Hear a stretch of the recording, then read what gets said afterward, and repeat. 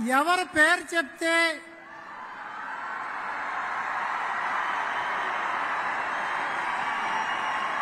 యువతలో vibration start అవుతుందో జనసేన అధ్యక్షులు పవన్ కళ్యాణ్ గారిని మాట్లాడవలసిందిగా ఆహ్వానిస్తోంది.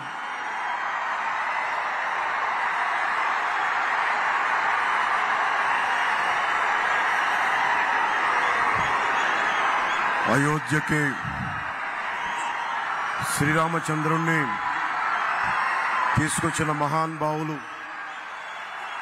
భారతదేశ సార్వభౌమాధికారాన్ని,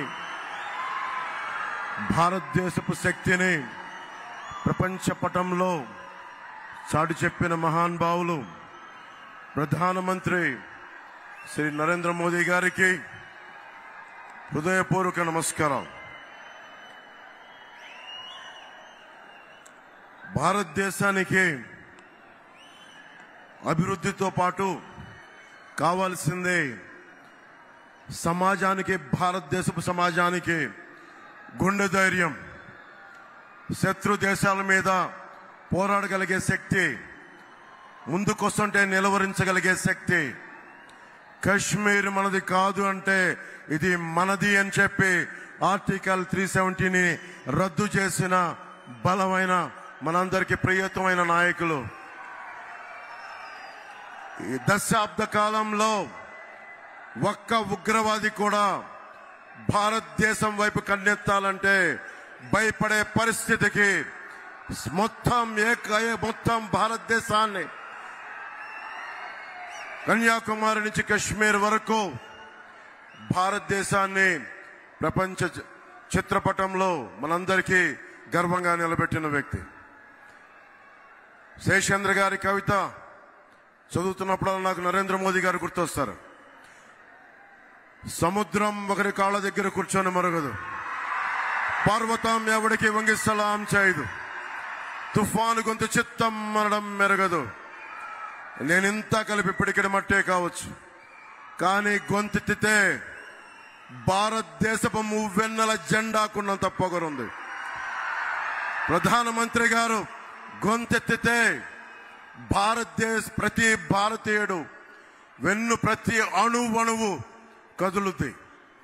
కేవలం సంక్షేమం కాకుండా అభివృద్ధి, ప్రతి ఒక్కరికి ఉపాధి, పరిశ్రమలు, ప్రతి ఒక్కరికి మనకి సాగునీరు, తాగునీరు, ఇలాంటివన్నీ ప్రొవైడ్ చేయగలుగుతా ఉన్నారు. ముఖ్యంగా ప్రధానమంత్రి గారు చేస్తున్న ఈ పథకాలని రాష్ట్ర ప్రభుత్వం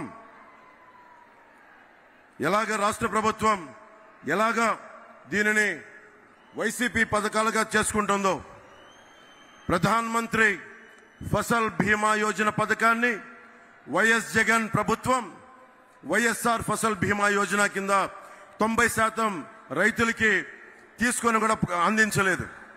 ప్రీమియం ఇవ్వకపోవడం వల్ల ప్రధానమంత్రి గారి బీమా యోజన పథకాన్ని పేరు మార్చి కూడా ఇవ్వలేదు. ప్రధానమంత్రి కిసాన్ సమ్మాన్ నిధి నుంచి ప్రభుత్వం నుంచి నిధులు వచ్చినా కానీ దానికి తగ్గ నిధులు ఇవ్వకపోవడం వల్ల రైతులు నష్టపోయారు.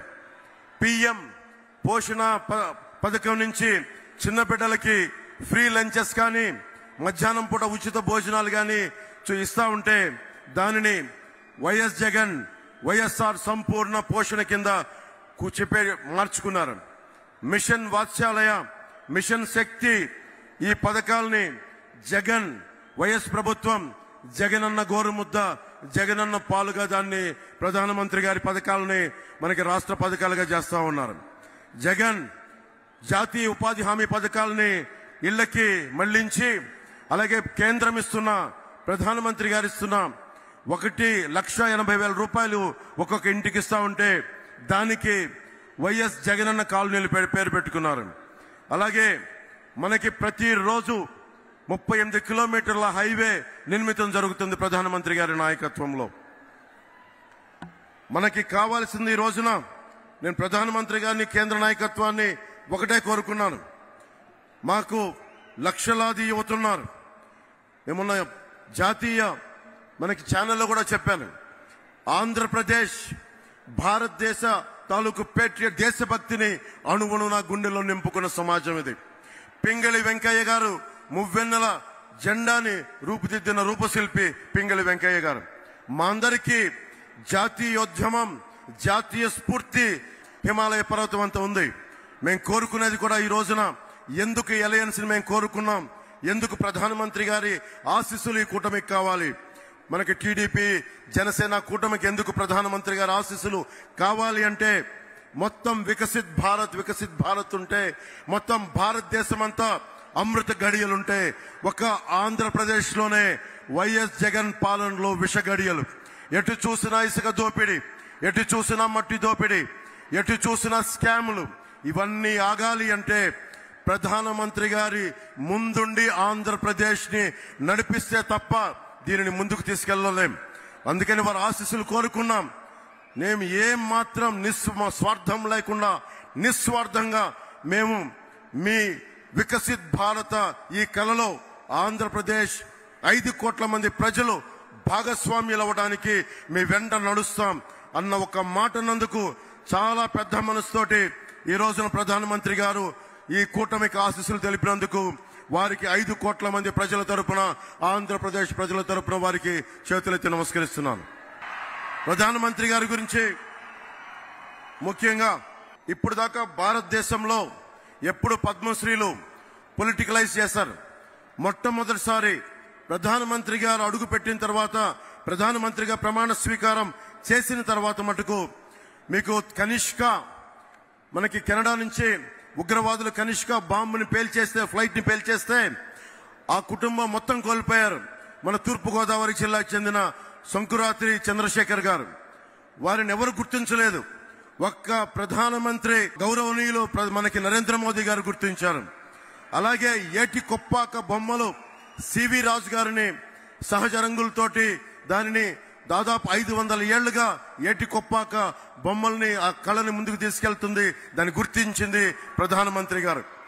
అబ్బారెడ్డి నాగేశ్వరరావు గారు మనకి నార్త్ ఈస్ట్ లో దాదాపు 33 ఆర్కిడ్లని గుర్తిస్తే దాన్ని పద్మశ్రీగా వారికి ఇచ్చారు. కోట సచ్చిదానంద శాస్త్రి 10 సంవత్సరాలుగా హరికథా కళాకారులు వారిని గుర్తించారు. దళువాయి చలపతిరావు మన అనంతపురం మనకి జిల్లా నుంచి తోలు బొమ్మలాటని గత కొన్ని 70 సంవత్సరాలుగా వారిని తీసుకెళ్తుంటే వారిని గుర్తించారు. సుంకర వెంకట ఆదినారాయణరావు గారు ఆర్థోపెడిక్ 10 లక్షల సర్జరీస్ చేశారు పోలియో వ్యాధిగ్రస్తులకి. వారందరినీ గుర్తించిన మహానుభావులు మనకి ప్రధానమంత్రి నరేంద్ర మోదీ గారు. అలాగే వేలు ఆనందాచారి మనకి స్థపతిని, వారిని గుర్తించారు. అలాగే మొగిలయ్య, కిన్నెర మొగలయ్య ఎవరు గుర్తించరు. ఇలాంటి వ్యక్తుల్ని మనకెక్కడ మూల ఉన్న కళాకారుల్ని ప్రతి ఒక్కరిని గుర్తించి ఈ రోజున భారతదేశానికి, ముఖ్యంగా దక్షిణ భారతానికి 135 పద్మశ్రీలు ఇచ్చిన బలమైన నాయకులు మన ప్రధానమంత్రి నరేంద్ర మోదీ గారు.